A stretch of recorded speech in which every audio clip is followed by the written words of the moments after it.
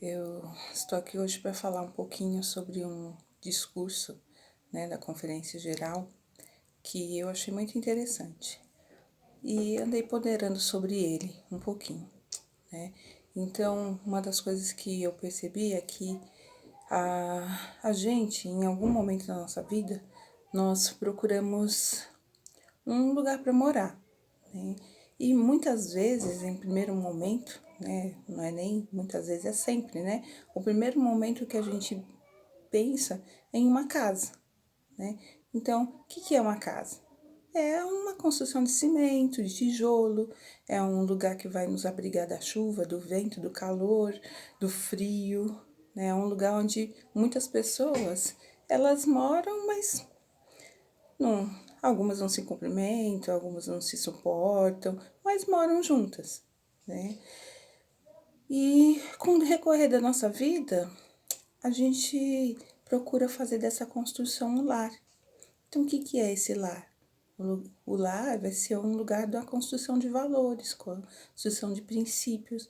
É um lugar onde a gente pode renovar nossas energias, a gente se alimenta de afeto, se alimenta de carinho, de conforto, de conhecimento. Então, é ali no lar que os companheiros se apoiam. Mas tudo isso só acontece gradativamente. Então, o Elder Whitney Clayton, ele na última conferência, o título dele foi sobre os melhores lares. E é sobre isso que eu quero falar um pouquinho. Como que nós podemos sair da casa e edificar um lar? Então, ele dá 4 sugestões para nós, né? Uma dessas sugestões, a primeira delas, é que nós temos que ter a imagem de Cristo em nosso semblante. Mas como isso? É adquirindo os atributos de Jesus Cristo. Quando a gente, convive com outras pessoas, as pessoas conhecem nossos defeitos, conhecem nossas qualidades, né? E precisam aprender a conviver com isso. Mas nós também devemos aprender a melhorar a cada dia. Então, a nossa casa, a gente não quer pinta daqui, arruma dali, tira um mato dali, conserta o que está quebrado. E conosco é a mesma coisa. Nós precisamos, adquirir bondade, paciência, perseverança, conhecimento das coisas do Evangelho, amor, falar palavras amáveis. Então, tudo isso, a gente precisa ter no lar. A segunda coisa, ele fala que a gente tem que ter tempo para ler as Escrituras.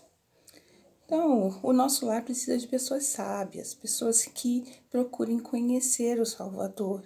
E é só por meio das Escrituras que a gente vai conhecer o Salvador, né? É aí que a gente vai melhorar e vai crescer. O inimigo, ele usa de todos os meios para nos enganar.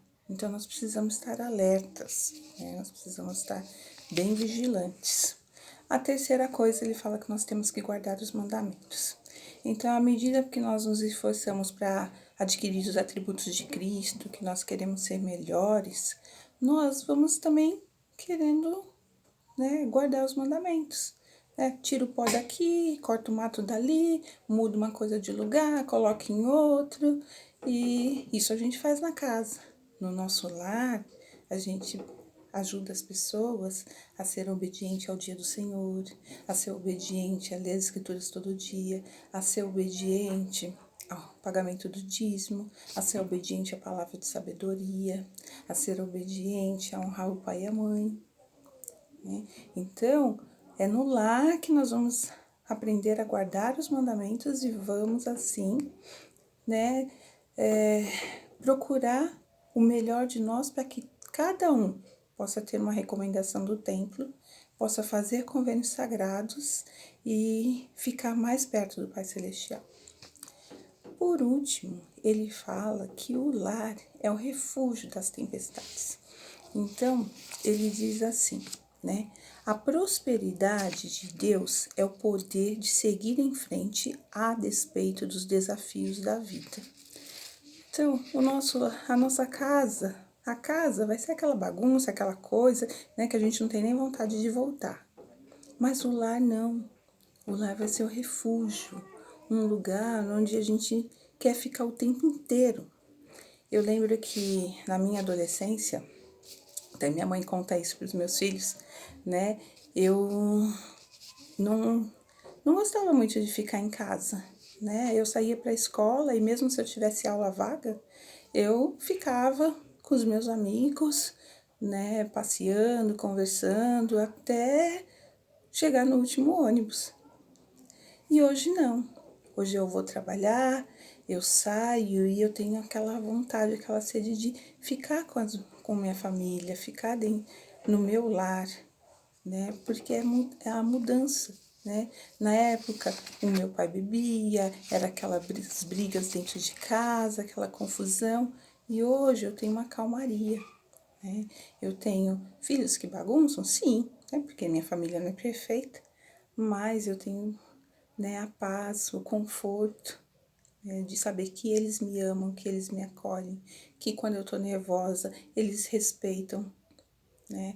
Eles me aguentam o tempo todo, né? Então nós vamos se melhorando.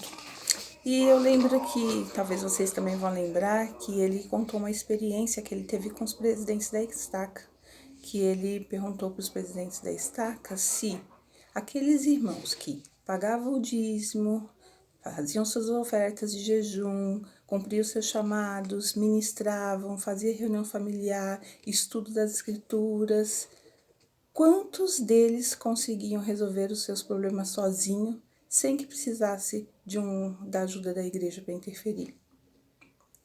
E ele respondeu que os presidentes da Estaca falaram: nenhum. Então, por que eles eram capazes de resolver os seus próprios problemas? Por quê? Porque eles viviam nos melhores lares. A vida que eles levavam os ajudavam a ver e a ter a força e a ajuda de que o Pai Celestial precisa. Então, nossos lares, nossa casa, né? Às vezes vai ser casa, às vezes vai ser lares, né? É o nosso desafio, né? A nossa meta é transformar realmente em um lar. E por mais difíceis que sejam as coisas, né? Nós vamos ter a ajuda do Pai Celestial. Ele está nos orientando. Por quê? Porque nós estamos tentando ser melhor, porque nós estamos lendo as escrituras, porque nós estamos tentando guardar os mandamentos, porque nós estamos tentando fazer da nossa casa um pedacinho do céu. Então isso nos leva a perguntar diariamente: o que me falta? Então a gente tem que fazer essa pergunta, né? O que nos falta? O que falta ainda para eu poder ser melhor do que eu sou? Eu estava vendo um jornal online aqui e ele estava falando sobre essa diferença, né, de casa e lar. Então eles colocam assim: numa casa criamos e alimentamos problemas. O lar é o centro de resolução de problemas. Eu gostei muito disso, né? Eu falei, não tem nada a ver com a igreja, né? Não sei se a pessoa que escreveu conhece o Evangelho, mas é algo que é verdadeiro, né? Nós precisamos mudar esse conceito, né? Transformar casas em lares, e assim nós vamos estar protegidos. Nessa época que nós estamos vivendo, que nós estamos diariamente em casa, né, sem poder ficar saindo, é importante isso, nós estarmos dentro de um lar, de um lugar aconchegante, de um lugar espiritual, de um lugar onde nós possamos nos sentir bem, né? Se você ainda mora em uma casa, nós o convidamos a transformá-la com urgência no lar. É assim que a pessoa termina a reportagem. Que nós possamos também fazer isso, né? Que nós possamos olhar para a serpente e ter uma vida melhor. São as coisas simples, as coisas do dia a dia que vão nos levar a ter melhores lares, a ter a paz que nós precisamos dentro da gente. Eu sei que as coisas que nós aprendemos na igreja são verdadeiras, eu sei que nós temos um profeta vivo que está nos orientando, que está nos guiando nessa época tão difícil. E eu sei que Cristo vive, Ele é o nosso Salvador. Eu amo esse Evangelho. Eu não sei o que seria da minha vida sem Ele, porque é nos momentos difíceis que eu me apego realmente à barra de ferro e sei que o Salvador está ali do meu lado. É em nome de Jesus Cristo. Amém.